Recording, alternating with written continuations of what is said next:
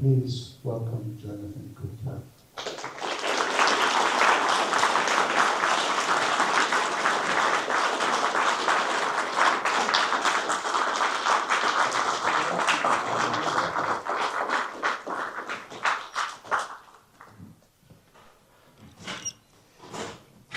Thank you very much.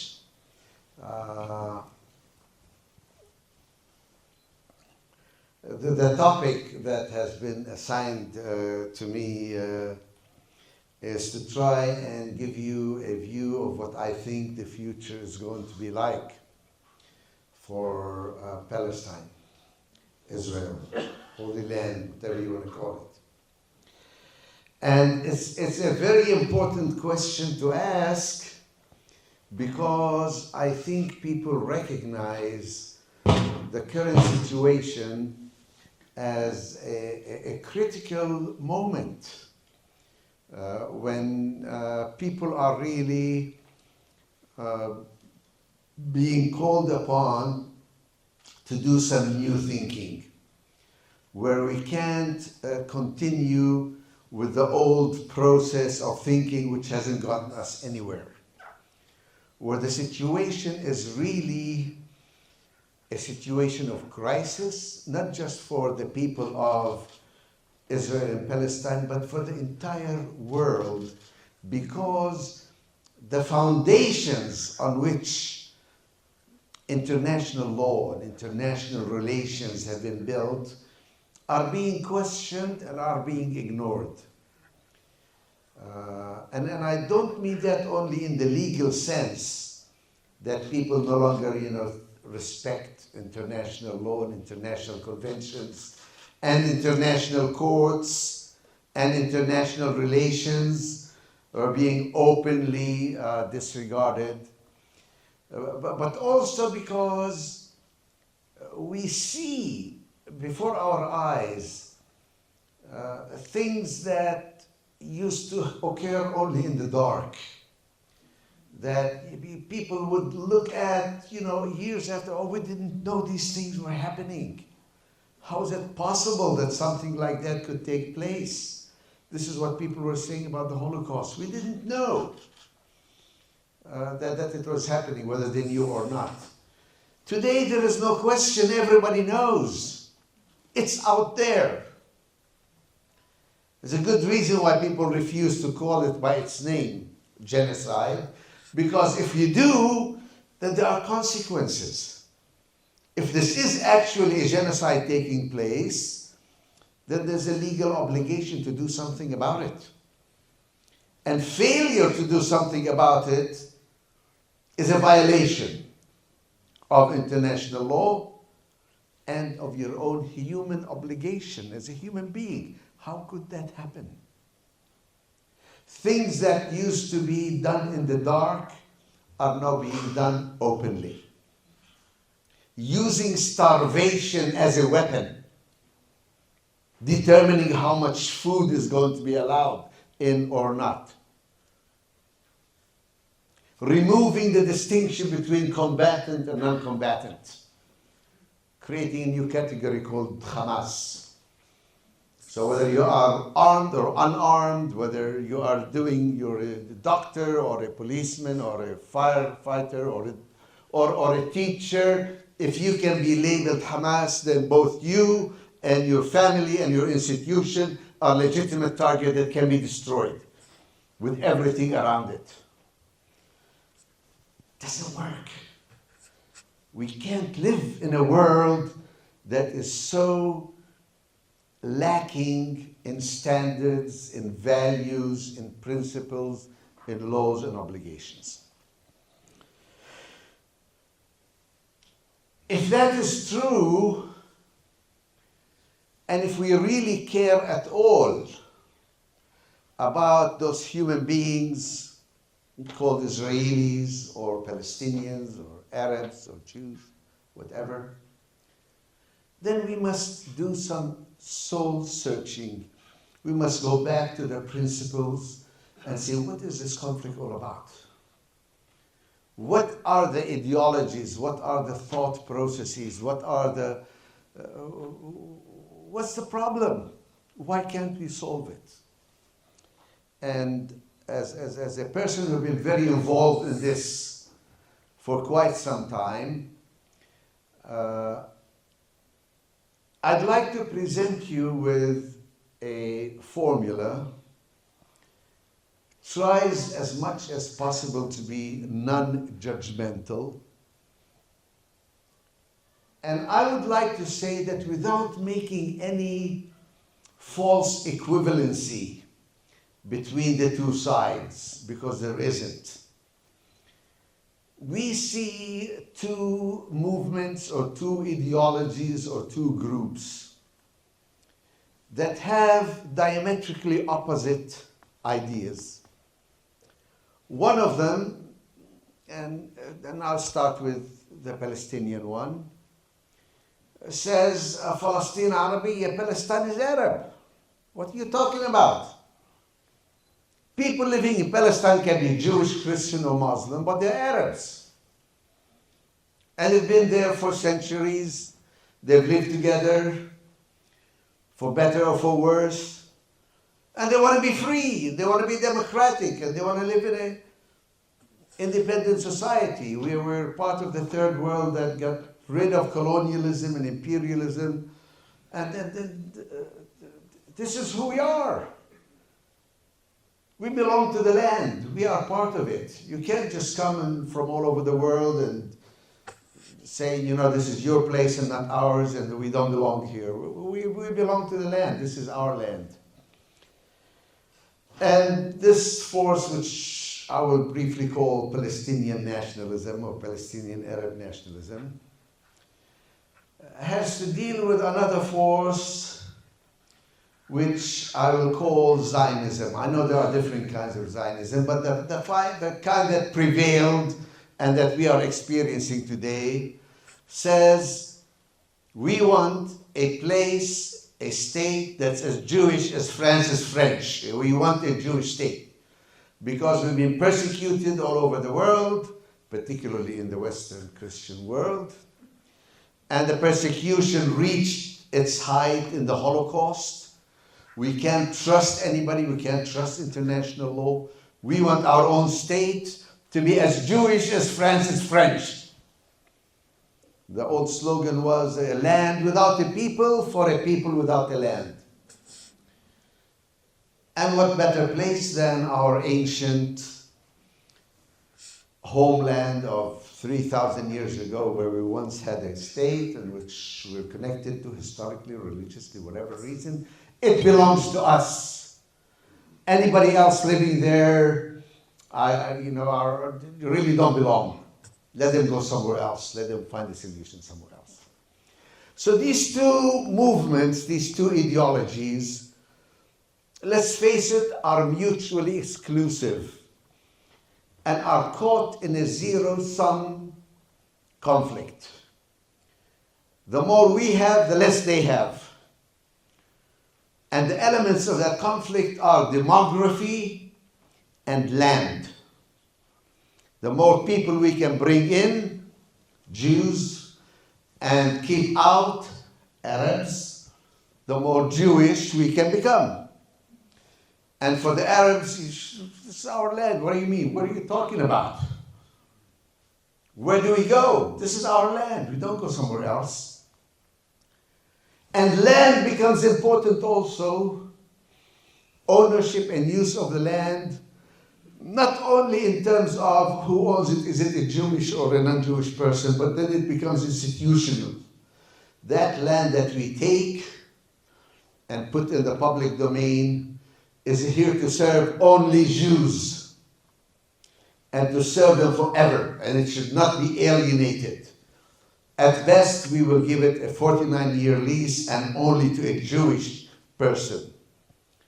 The state, the Jewish state, will ultimately own it, not the individual. So these two movements are in conflict, are in contradiction. Again, I'm trying desperately to avoid making judgments, moral, historical, or legal. And please be clear, I am not saying the two claims, the two ideologies are in any way equivalent or similar. But they are there, and each group has a lot of supporters outside who are pumping money, diplomatic support, weapons in to its group at the expense of the other. 1948, 47 actually before that, with the help of Great Britain and many other countries, you brought in more and more Jews in because they were being kicked out of Europe or fleeing the Nazi onslaught. And the Arabs were seeing their land being inundated, and they were afraid that they would become minority in their own land, so they resisted, they refused to accept it.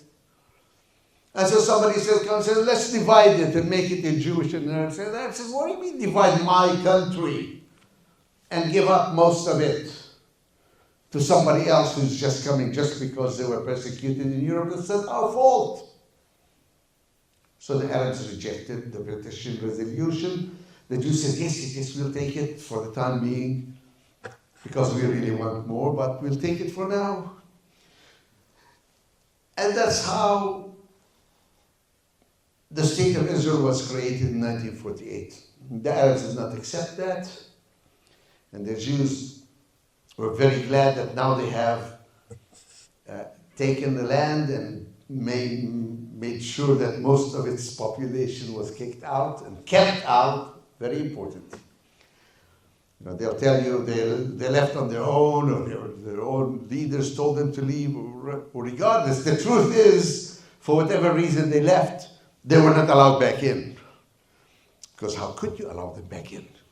If you're trying to create a Jewish state, you wanted more Jews to come in, and you wanted more non-Jews to be out. 1967, very pivotal time, when there was another war, the 67 war. Don't tell me who started it, because the ones who actually started shooting were the Israelis, but they claimed it was preemptive self-defense. We knew they were going to attack us, so we attacked them first. Never mind who started it, it was a defensive war. And we ended up winning, we took all the land. But we really didn't want to take the land because, we want peace. And we're willing to give back that land in return for peace. If they will accept that we keep 78% of Palestine, they can have the rest of the land, the 22%, and they can do whatever they want with it. That's what I call the Great Compromise. That so-called two-state solution. There was a big deception, actually. We now know. The Israelis never intended to give up that land. And why do we know? Because they started putting up Jewish settlement all over the West Bank and Gaza. And they started settling Jews there to the point where today there's 800,000 Jewish settlers living in the occupied territories. And they, not only physically the number of Jews who moved in, but the structures that were created. The legal structures with separate courts, separate laws, separate roads, separate services, separate everything. One set for the Jews and one set for the non-Jews. I happen to be, like many of you probably, like many churches, like many states, we thought this compromise of a two-state solution was a reasonable compromise. Not the best, not the most fair, but one that made sense. Especially since the State of Israel said, we don't want this land. We didn't start this war to take land. All we want is peace. So it was land for peace. We'll give you back the land that we took in 67. In return, you accept the Jewish state and you allow us to have the land we took before 67. Jerusalem, we'll take it, we'll keep it. But we won't annex it formally, we will call it, we'll apply Israeli law and administration to it, and we'll basically keep it. But it'll be up for negotiations. And the Arab world says, okay, all right, we'll accept that. The Arab peace plan or the Saudi peace plan was, we will accept Israel, we will have total and full peace and normalization and everything else. You'll go back to the 67 borders and maybe we will share Jerusalem. And the Israelis were not interested. At some point,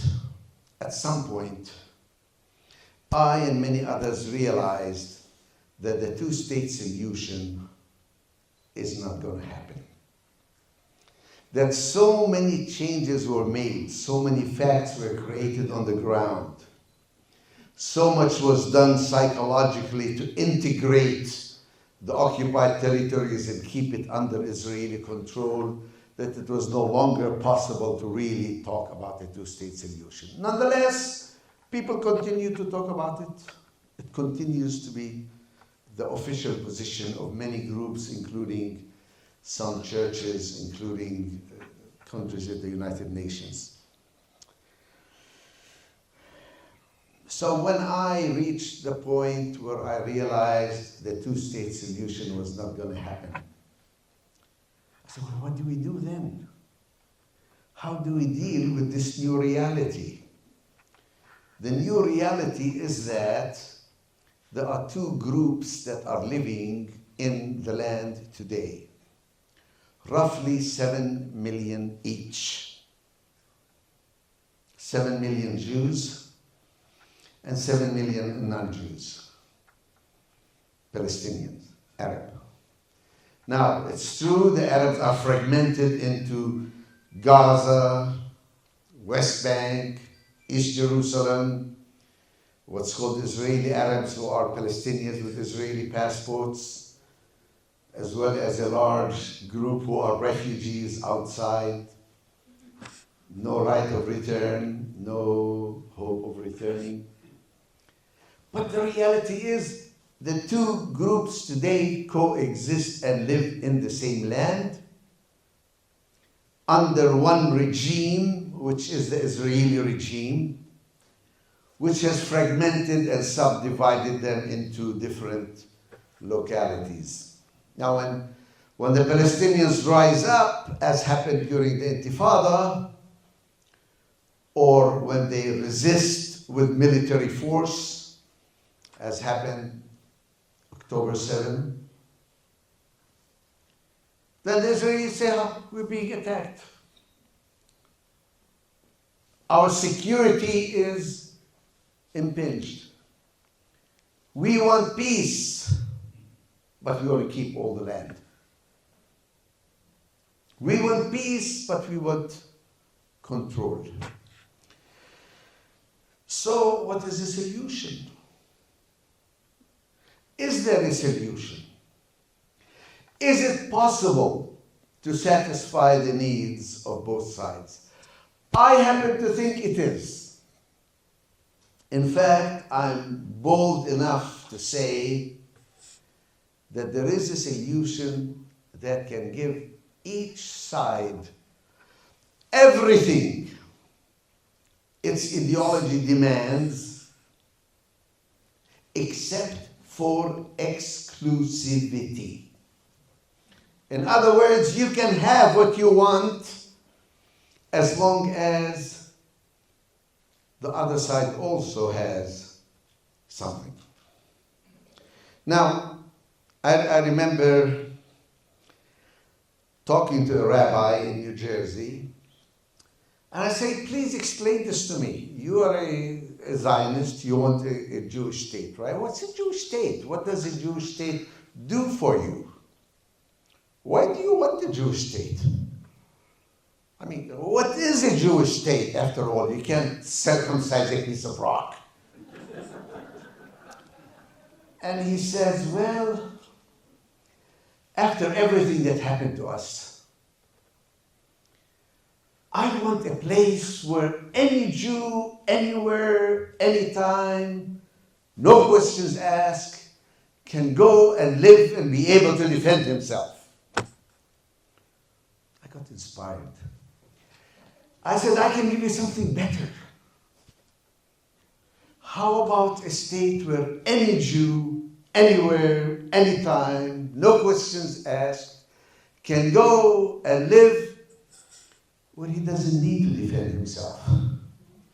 Because nobody's out to get him. Is that possible? I said, yes. You only have to give up one thing. Exclusivity. You have to change your ideology, your Zionism, to incorporate the possibility of somebody else also living in the land with full rights and full dignity and full expression. And I too, as a Palestinian, have to change my ideology, where I talk about Palestine Arabiya. Palestine is Arab. Half the people living in it are not Arab. They're Jewish. And they're going nowhere. So yes, it can be Palestine Arabiya, but also Jewish. Is it possible to have a state that is both Jewish and Arab at the same time, that guarantees the rights of both? So I said, I'm going to do a little thought experiment. I'm going to ask my Jewish friends, as I did the rabbi, what is it that you want? What does Zionism promise you? Well, we want a state that follows the Jewish calendar, whether we are religious or not. Good, can be done. We want a state with a right of return for Jews. So any Jew anywhere who's persecuted can come and live here, as of right. Can be done. What else? Well, we want freedom, democracy, to participate in the life of the country. Can be done. And I asked my Palestinian friends, what is it that we really want? Why do we want a state? Why do we want a state? Why do we want a Palestinian state? Well, so that we can be free. Okay? We want a passport. Why? So that we can travel. If you give me a passport but you don't allow me to travel, to leave and to come, what good is it to me? We want dignity, equality, our language, our culture. Can be done. Can be done. Both of them can be done if we give up the concept of exclusivity. In fact, I would argue that you end up with a state that is better for Jews than the state of Israel, and better for Palestinian Arabs than any of the Arab states that we see around us. So I set up to write up this idea in a little book called Beyond the Two-State Solution. It's available out there, or you can download it for free if you want. It even has a little exclusive executive summary that describes it in a few pages. It requires a constitution that protects each group, as well as the individual, from the caprice of the majority. So that whoever has 51% of the electoral college votes can still say, this is my country, and can still feel protected. See, people have the wrong idea of what democracy is. Democracy doesn't mean that 51% can trample the rights of the minorities or of the individual. Right? If you do that also, you don't have to worry about the demographic demon who has more people.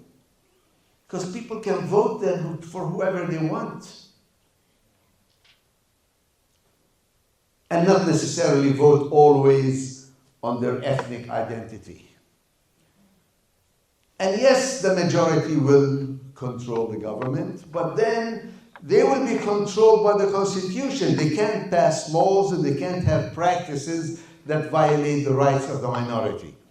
There has to be some very clear, robust mechanisms to ensure that whoever has 51% will not be able to trample the rights of the others.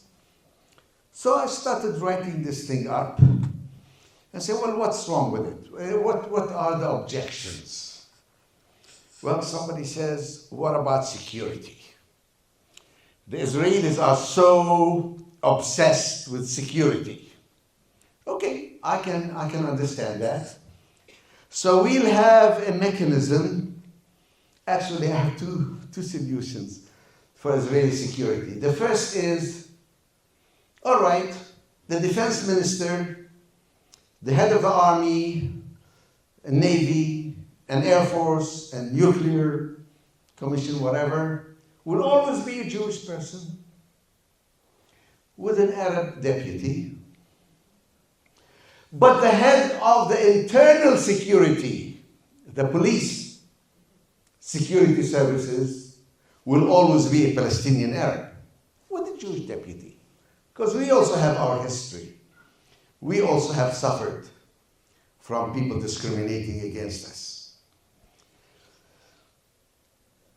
Every other position in the army or the navy or the police will be on the basis of merit, and those who do not wish to fight and participate, like myself, I'm a pacifist, can do national service that is appropriate.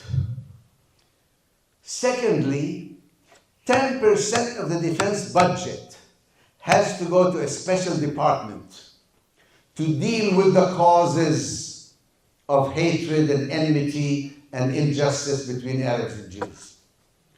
Teach people each other's language and tradition and history. Work on joint programs. Work on dealing with the trauma that you have experienced. Work on compensation and dealing with the injustices that have happened. Because frankly, the biggest danger to Jewish Israelis today doesn't come from Iran or Turkey, it comes from a 12-year-old Palestinian girl with a scissors in her pocket that she wants to stick into somebody. And she doesn't care who or why or what. Because she feels injustice. If you can address the feelings of injustice.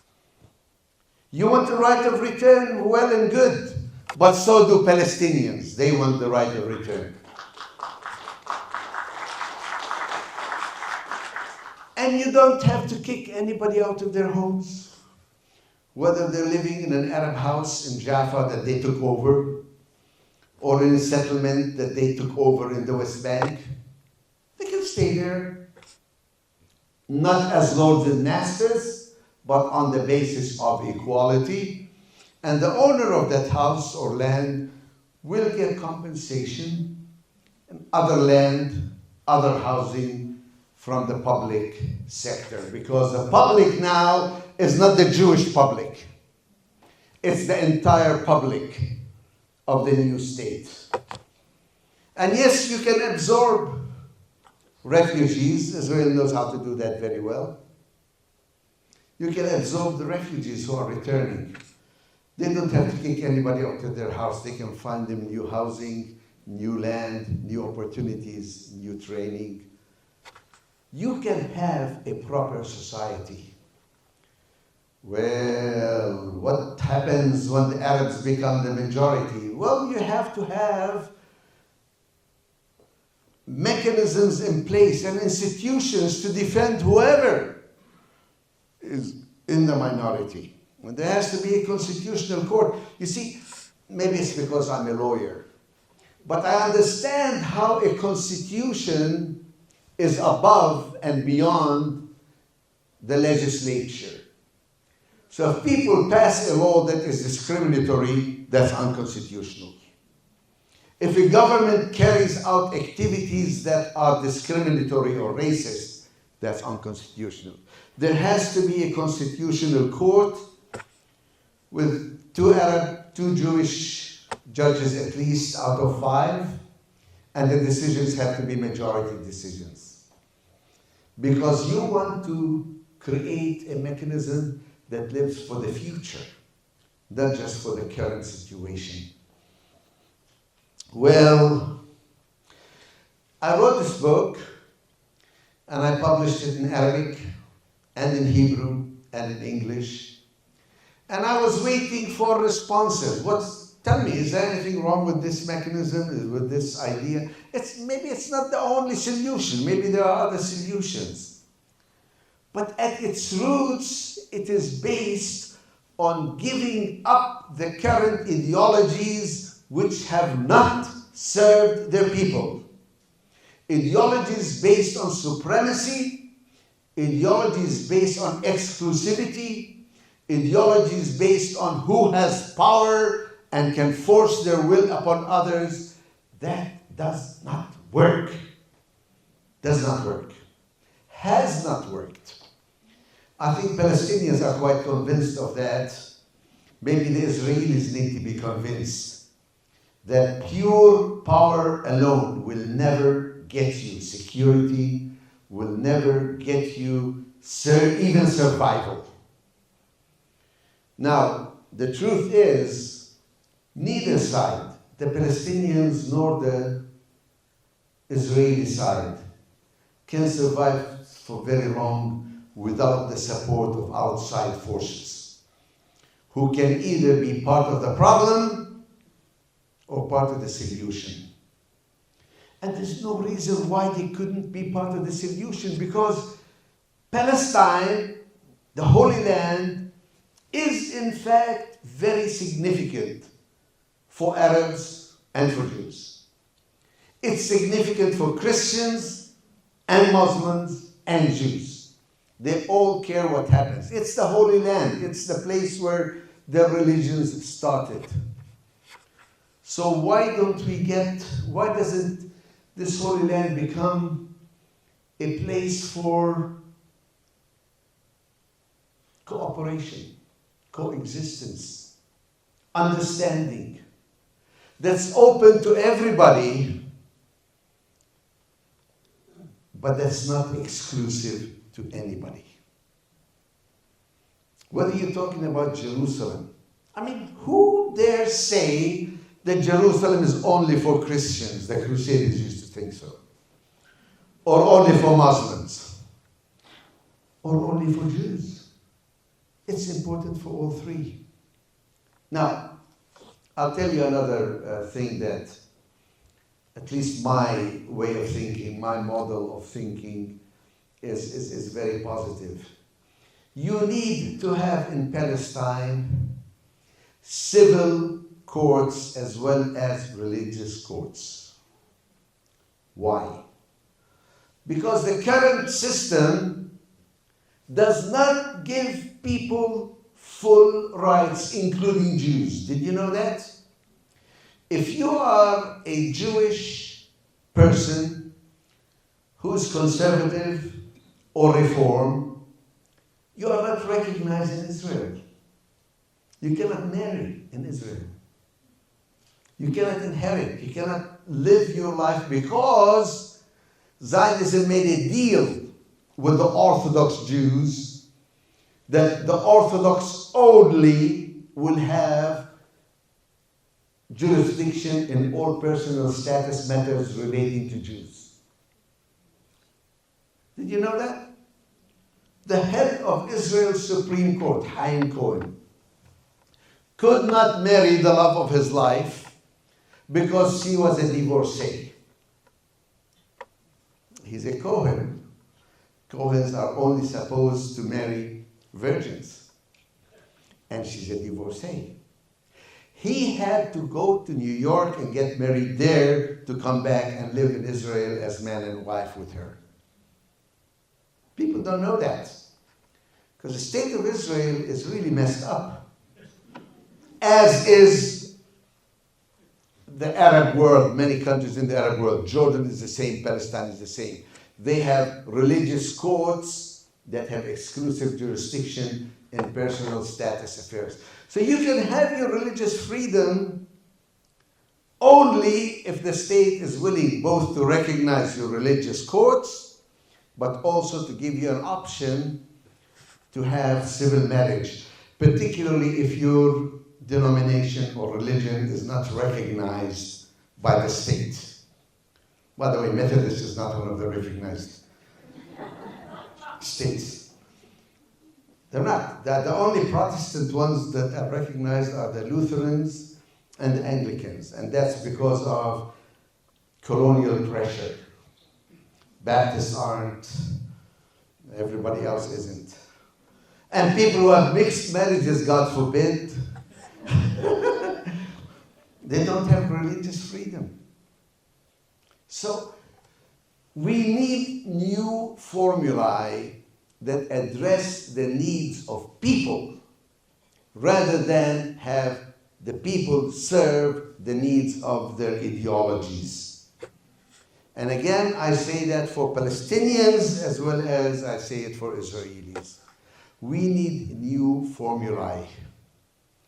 We need a new form of government that ends oppression, that ends occupation, that ends military reliance on the military. Now I happen to be a pacifist. I don't think violence solves anybody's problems. We need to recognize that in Palestine, of all places, violence does not work. It doesn't. It creates destruction. It creates hatred. It creates bitterness and enmities that continue for generations.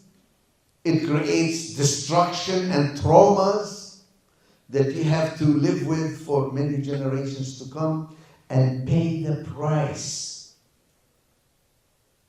At best, it allows you to dominate as long as you are powerful, but sooner or later, you will be weaker. Sooner or later, somebody even as with no power, as Hamas showed on October 7th, without an air force, without any tanks, without any military industry that's worth anything, without even lines of supply, they managed to shock the Israeli system and capture military bases, 3 military bases. You didn't know that. You thought all they did was go around and hit civilians. They actually captured 3 military bases, killed over 230 soldiers, and captured 51, including the headquarters of the Gaza Brigade. I know you thought all they did was go around killing civilians and raping women and beheading children, babies. The truth is, both Israeli Jews and Palestinian Arabs desperately need new ideas. Ideas based on equality, based on dignity, based on humanity, that are not based on exclusivity. And it is possible. And anybody who fails to provide humanity to the other party is not doing their group any favors. The crisis that we see now within the American Jewish community, for example, is huge, because there are so many decent people who cannot live with what Israel is doing. Not because they love the Palestinians, but because what's happening is so contrary to their values and beliefs and morality. And for Palestinians also, violence does not work. Not that we don't have the right to defend ourselves. Everybody talks about Israel's right to defend itself, right? We have the right to defend ourselves too. But armed resistance and violence does not work for us either. We must find new pathway for peace. I think always happens. I take too long. So I will give you an opportunity now to maybe challenge and question me, but I would like to end with a positive note. There will be a new future for Palestinians and Israelis in Israel, Palestine, in this land. But it is only based on equality, human rights, and self-respect. It is not based on eternal enmity. It is not based on superiority. It is not based on dehumanizing the other side. Thank you very much.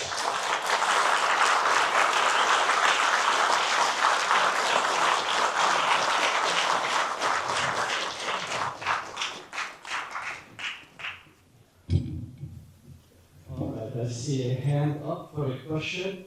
I am sorry, unless you have a loud voice, I want you to come here because this is the only microphone we have. So come and ask your question, and then Jonathan will respond. Okay, I love your presentation. I'm sorry. I love your presentation, and I have a constitutional question, I think it is. Mm-hmm. So the United States made a bunch of compromises with slave states, Yeah. and we're still living with that garbage. Yeah. This business of pardon me, but a Senate that where my buddy in Casper, Wyoming has much more power than I have. So when they look at you, they yeah, okay, great. So if you build into a state that actually where people start getting along, where you have to have certain people Jewish way up in power and certain people, did you say Palestinian, yeah. But so for one thing, some Palestinians were Jewish in 1947. Mm. And if this is a state where people get along, in a few generations, they're going to forget about their religions and they're all going to be intermarried. And if you have some law that you have to be Jewish and you have to be something else. No. Okay. Good question. My proposal is not an ideal proposal, but it is a workable proposal. It meets the needs of people where they are today. And where people are today is that the vast majority of Israeli Jews are not willing to make compromise with Palestinians because they are stuck with this security mentality. I need to satisfy their security needs, but I need to build in protections for everybody else. Some people said maybe there should be a what's called a midnight provision, that this provision is only good for 50 years. Sunset clause. A what? Sunset. A sunset clause for 50 years. Maybe that's possible. But the truth is, we are so far from that ideal that you think of when people no longer care whether they are Jewish or not, or whether they are Palestinian or not. Certainly it's an ideal to think about, but right now we need something practical that people can live with. And right now, a nuclear-armed Israel is not going to accept or give up or think of any solution that does not address its security needs and its security fears. And I'm trying to address them without at the same time ignoring the Palestinian fears and the Palestinian needs. Because we suffer also under the police and the Shin Bet and the security services and what they do to us. So it doesn't mean that everybody in the army will have to be Jewish or in the police has to be Palestinian. But it gives a sense of satisfaction, a sense of guarantee. And I think more importantly will be the second part, which is we must build new relationships. We must have the outside world guarantee this agreement instead of undermine it. everybody has an investment in making this work. So yes, it is not perfect. I totally agree with you. But it's at least an attempt in the right direction. Yeah, just after him will be next. Introduce yourself also. Okay, my name is Mark Robinos. Can you hear him? The question I have is, I read Ali Abinina's book, One Country, Yeah. about 15 years Yeah. ago, and I'm persuaded. Yeah. But my understanding is very few Israeli Jews are similarly persuaded. And do you have a sense that support for that on the Jewish side has gone up or down or Yeah. sideways or anything? Good. Very good question. Maybe repeat the The question is, do you think that more Israelis would support that kind of a one-state solution or less? And the answer is, right now, the answer is less. Right now, the right wing in Israel is very dominant. But that's only to be expected. Right now, the supremacy, the Jewish supremacy in Israel is blatant. Very few people in Israel today would talk a lot about how democratic it is. That's what they say to the Americans. They don't care very much now about democracy. They want their state to be Jewish. That's the dominant mentality. But you know, this is not surprising. Any time people who have privilege hear the talk about equality, they're scared. For them, equality means you're taking away my superior rights. Equality to them spells suppression. If you're taking away slavery, you're stealing my property. If you talk about equality for women, you're taking away my male prerogatives and privileges. So people don't give up their rights that quickly. They have to be forced by internal or external reasons to give up their rights. And right now, Israel feels that the world is turning against us, that the only thing that helps us is the United States. And if the United States changes its mind, as it might, we will be left alone. So instead of seeking peace through equality, through a coalition that believes that racism is bad and superiority is bad, they build this idea that we are in danger. Just like in South Africa, the whites said, if we have majority rule, we will be massacred. They were not massacred in South Africa. They weren't. It is possible, and then I mentioned that in this book, it is possible for a minority to thrive, not just survive, but thrive, and even be dominant in certain sectors while they are still a minority. The question is there a mechanism that allows for equality, that allows for, because see, you're not going to be able to end hatred and discrimination, but you can outlaw discrimination in public affairs, in employment, in housing, in distribution of resources. This is basically what the US Constitution does. It outlaws that type of official discrimination.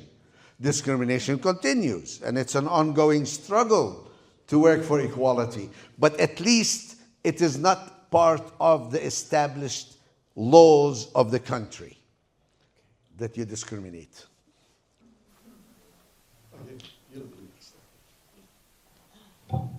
This may be irrelevant, I don't know, a dumb idea, but it seems to me that the Israelis think that this land is theirs from, like that horrible book says, time immemorial.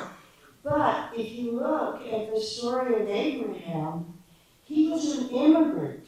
He immigrated from Iraq, probably. And then the other Jews who came in later were also immigrants from Europe. And the people who were there all the time, I think, were Palestinians and their ancestors. Okay.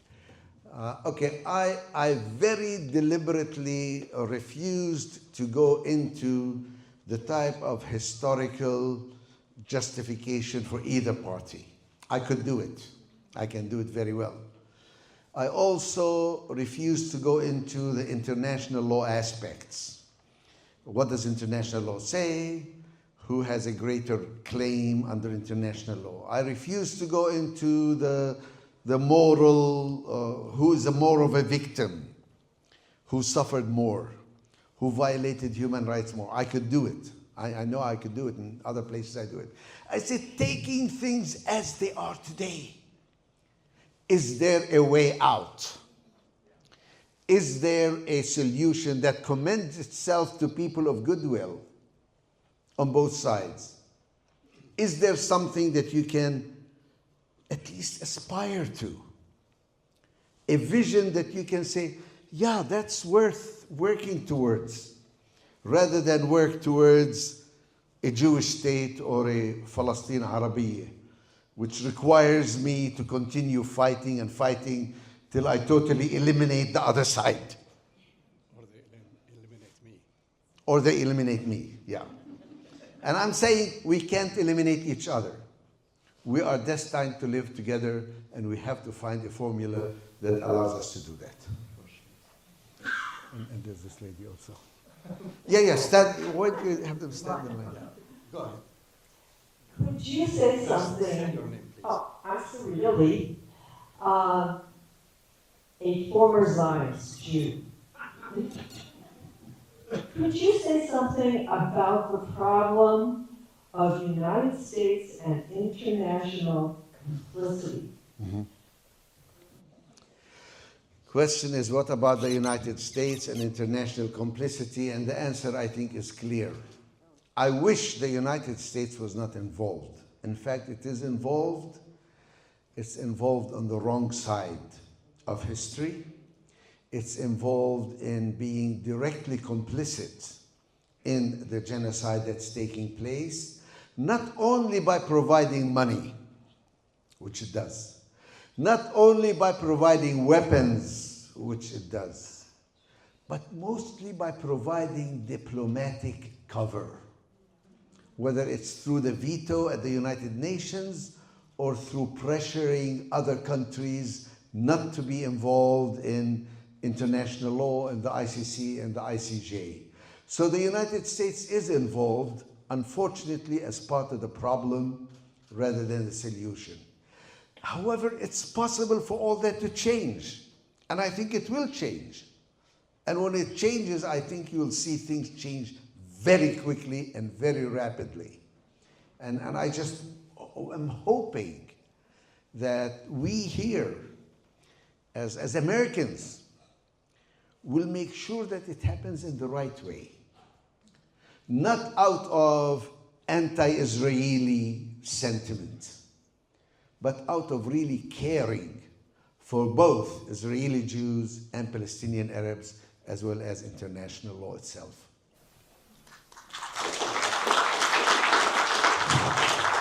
I hope you consider that. Your name. Oh, I'm sorry. I'm Rick Stagenmore.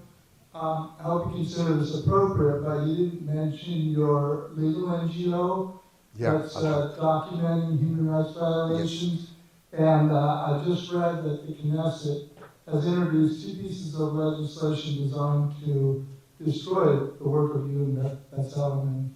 Yes. Al-Haq. The question is, what about the organization I've been involved with, Al-Haq, which is a human rights organization? Israel has declared Al-Haq to be a terrorist organization. The United States government has also imposed, or at least announced, sanctions against Al-Haq for daring to collect information and present it to the International Criminal Court. for daring to do what it's supposed to do, to work on human rights. So yes, we do have a problem. In fact, it's curious that Israel, which for many years pretended to be part of the democratic world, the only democracy in the Middle East, the rule of law, wonderful independent courts, etc., these days they don't care. These days they openly say, we will do what we want because we are powerful enough to do it. And they are encouraged by hearing sounds coming from this part of the world, from this country, that also treats international law as irrelevant, that asks Zelensky, what cards do you have to play? That's what's important. We are strong enough. Who is Denmark? Maybe we need to take Greenland. Maybe we need to take the Panama Canal. Maybe we need to take Canada and call it the 51st state. This type of total disregard for international law and international norms is very common in Israel today. In Israel, you hear that all the time. There's a new word in Hebrew now that you hear all the time. It's called so what? Literally, it has entered the Hebrew lexicon. Yeah, international law and the Geneva Convention, so what? Yeah, the International Criminal Court says, you know, we can't do this, so what? Yeah, we are killing babies, and yeah, we are cutting off food, and yes, we want to destroy all bases for life in Gaza and make it unlivable. So what? So what? We can get away with it. As long as the United States is allowing us. It is something to think about. Do we live in a world which is based only on power? Or do we have some respect for international law and the opinion of countries and the judgment of history on us and on our children? This is going to be the hardest question because it's coming from my son. So my question is that the two-state solution idea keeps there. Like France is supporting, and England. France is supporting, saying we're going to declare recognition for Palestine, and we support the two-state solution, and everybody else does. So my question is, when all these governments are talking about the two-state solution, what should the response be? For many countries, you're right. The issue of a two-state solution is one step in the right direction.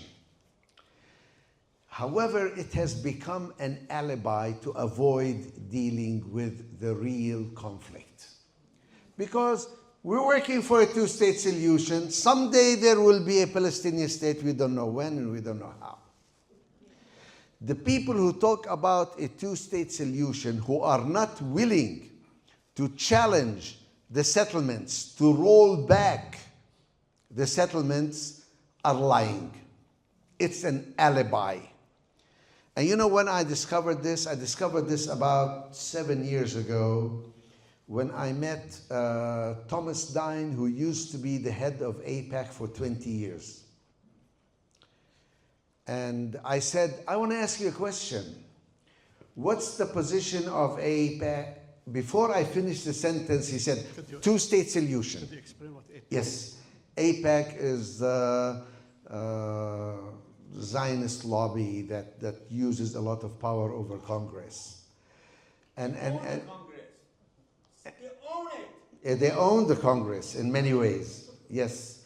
When I asked him, what is your position? He quickly said, two states. Really? AIPAC supports the two-state position? No. It's their alibi. It's their way to avoid dealing with the issues that are raised by the occupation. If you truly believe in a two-state solution, you start demanding an end to the settlement and an end to the occupation and rolling back the settlements, but none of them are doing it. So this is what I would say to anybody who says they support the two-state solution. I say, wonderful. I used to support it. I used to work very hard for it. And the only reason I moved beyond that is because I became convinced that it is no longer possible. So I would tell these countries that now recognize, or belatedly started recognizing Palestine. It's very interesting that these countries only started recognizing the state of Palestine when their own population rose up and say, this genocide is horrible. You have to do something. Okay, we'll do something. We'll recognize the state of Palestine, but there will be no consequences to this recognition. So anybody who tells you they believe in two-state solution, say, great, wonderful. What are you doing to end the occupation of the West Bank? Never mind. Never mind the rest of Palestine. And if they tell you nothing, we don't do BDS, boycotts, divestments, and sanctions. We don't cut off aid from Israel as long as it's occupying these territories.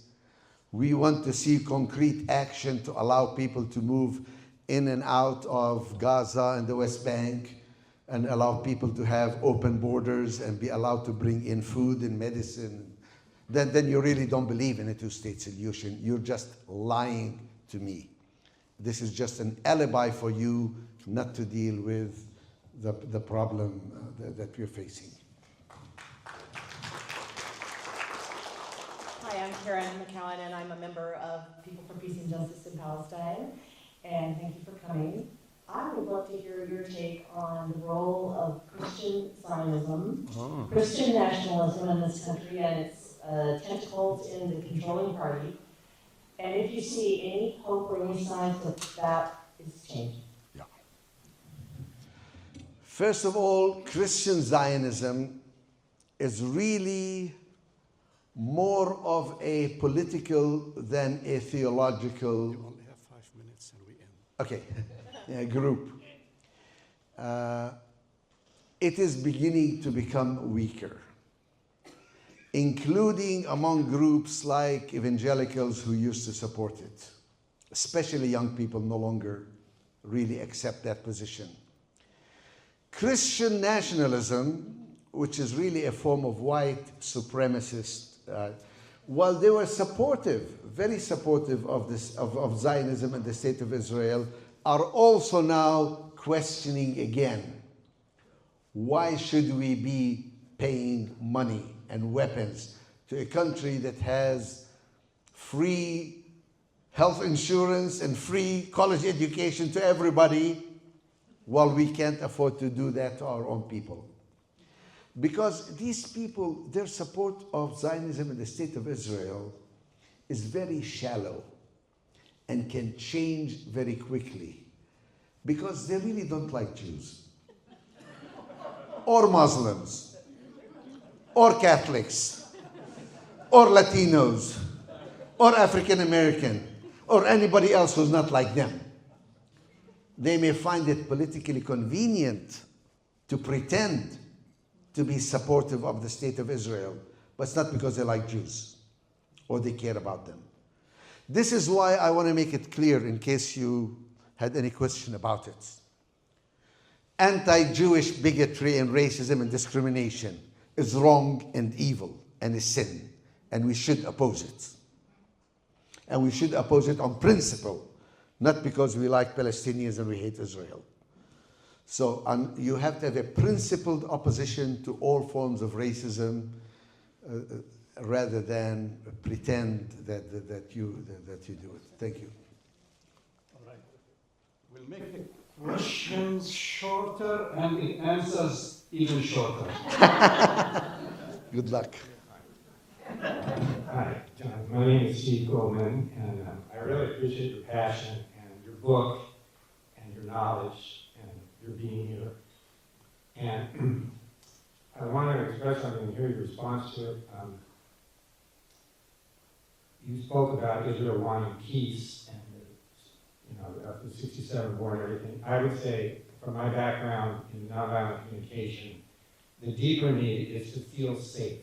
Jews want to feel safe. And I say that as a Jewish American who had a stepmother who was a survivor of Auschwitz. And even though Israel is armed to the teeth with tanks and airplanes and nuclear weapons, they still don't feel safe. Correct. And when I was there, like, Right. all these people walking around with guns, you know, Right. M16 rifles everywhere, walking around with guns.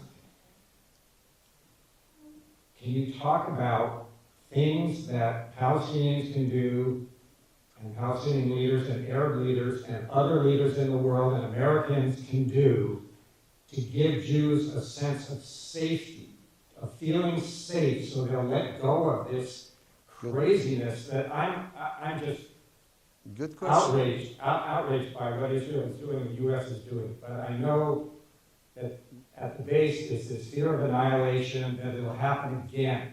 Good It is question. there. Good question. Thank you. You'll be surprised. I think it's a very good question. I think one thing we can do is tell them that weapons don't get you security.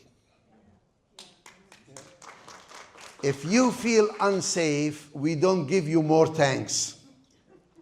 We don't feed that wolf on your left shoulder that says we need more weapons. I know you tell them that your safety lies in the safety and security of your Palestinian brothers and sisters. That's where you get the safety. It's a tough sell, I know, because Israelis have been indoctrinated by Zionism. You'd be shocked that the Nazis were correct. Blood and iron is the only thing that counts. And we need to tell them, no, that's not true. Your safety is not built on weapons and military might. Your safety is built on legitimacy and acceptance, and that only comes through justice through the Palestinians, and not by having more weapons be given to you.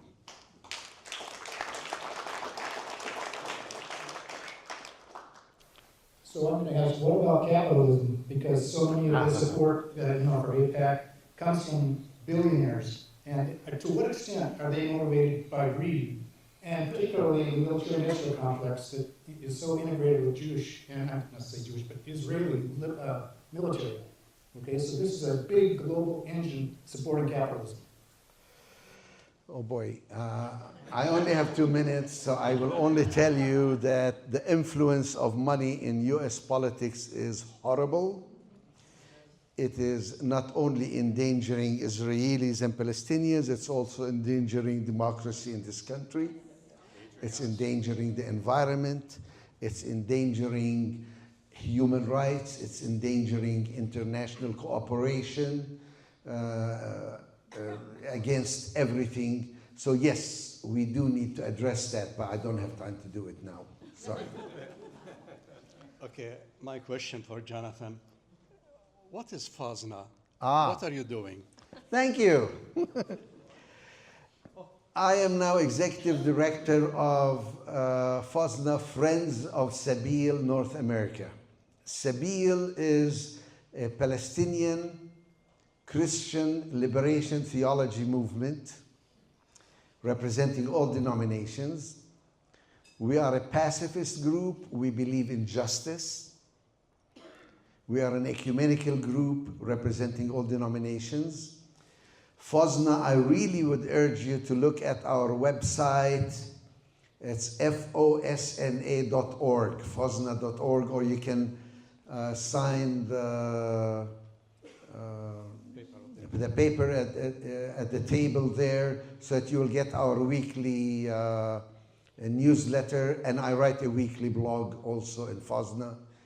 We are not dogmatically but unashamedly Christian and Palestinian and nonviolent. We believe in nonviolence and we believe in justice for Palestine. Thank you very much. Thank you. Thank Thank you. Thank you. Give your name. Please. My name is Rizal Behnam. I have been a resident in Lane County for the past 40 years. I've gone to high school here. I've got my degrees. I have a PhD in political science and law. And I have been an active, strong supporter of Palestine. By my writing, I used to write frequently for the Register and the Oregonian as well as Christian Science Monitor. So, one of my problems with, by the way, I want to thank you, this church, and whoever invited our distinguished speaker.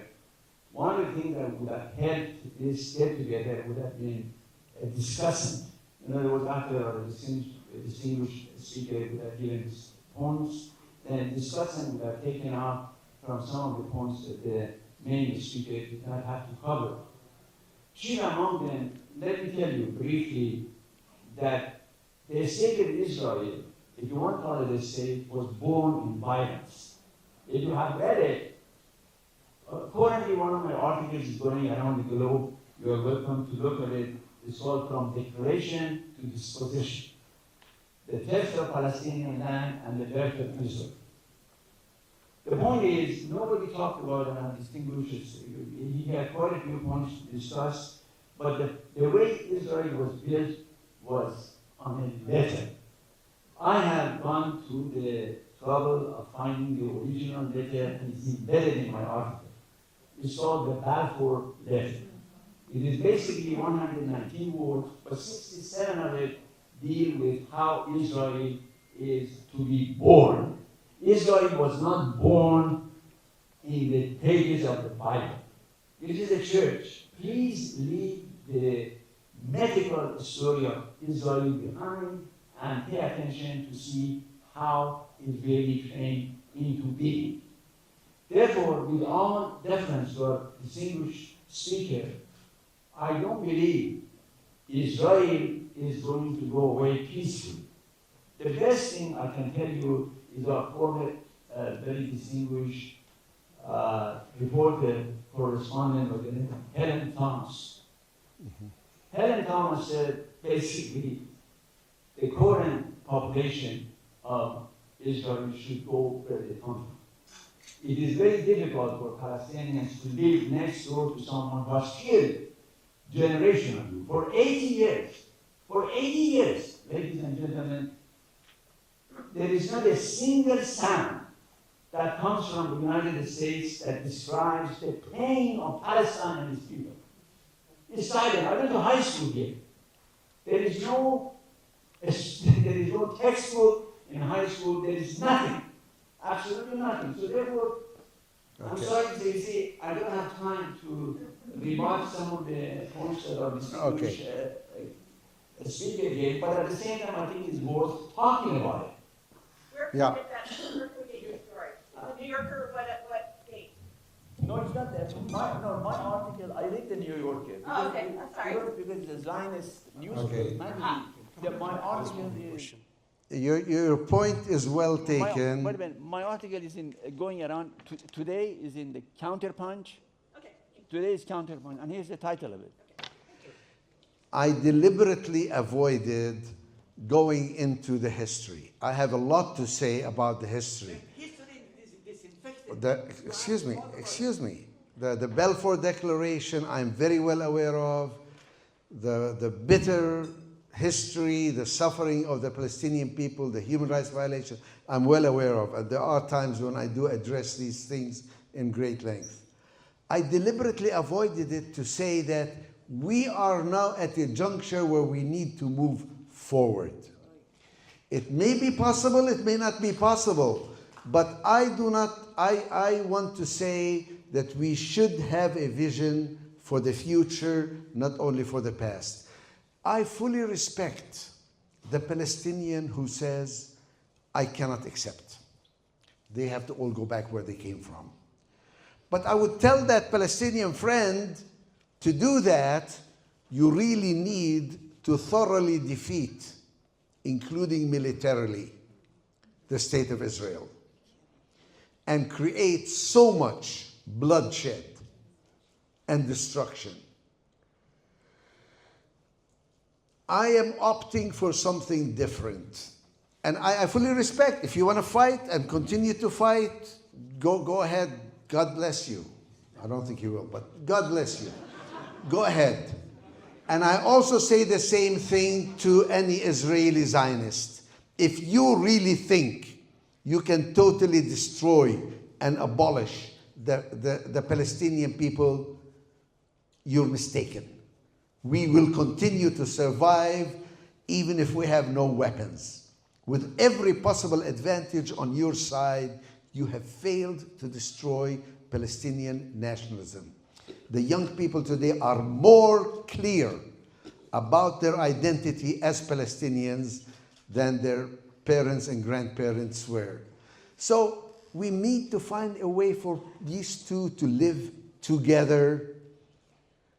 And I think we have a way for them to live together. If not, they will continue to fight forever. All right. Thank you. I agree very much with your vision, your view of what should be over the Middle East. My question is, what should each one of us do here in this room when we wake up tomorrow morning to help make that happen? Wonderful, wonderful question. Wonderful question. I think that there are many things we can do incrementally towards that vision. We don't have to wait till that vision comes about. For example, we can work to end the siege of Gaza. Allow food and medicine and freedom of movement in and out of Gaza with no restriction and limitations. That's something you can work towards. Feed Gaza. Prevent the use of starvation as a weapon. Number 2, bring the war criminals to justice. I don't care if they are Hamas or if they are Arab leaders or if they are American leaders or if they're Israeli leaders. Those who have committed war crimes and crimes against humanity should be brought to justice, should not be free to roam the world and go into different countries as if they are ordinary people. They're not. They are criminals. They are monsters. They have to be brought to justice. Here's another thing that you can work on. 3, call Israel to account for its actions in the West Bank. There's no Hamas there. There's no armed resistance there. And yet every day they are going around uprooting trees, killing people, including American citizens. There's 4 villages around Ramallah, which are 70% of them are Palestinian Americans with citizenship, who are being attacked almost daily.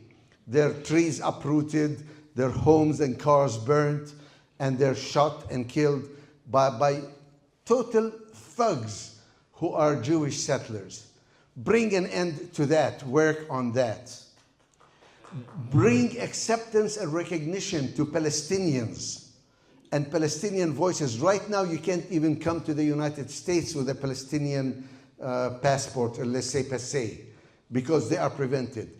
These are interim steps, okay? And the apartheid regime insists on laws that should be applied equally to Arabs and Jews alike, whether it's in the West Bank or in Israel itself. The fight against apartheid is a necessary fight. Again, all these steps are short, far short of the vision I described, but they are concrete steps. And finally, I think, is work inside the churches against Christian Zionism. Work against AIPAC and its influence in politics. Challenge your Congress people who are sending money and weapons and support for the state of Israel. There are many things that you can do, including even using the word Palestine and wearing a kufiya, which is now being prevented in many places. Speak up for your own freedoms of expression, academic freedom. Use BDS, boycotts, divestments, and sanctions against corporations and individuals who are involved in this ongoing genocide. and dare your churches to start using the word genocide and call it for what it is. These are concrete things that you can do immediately. You don't have to wait until we create this new wonderful vision of a single state to start working for justice. Thank you, Jonathan.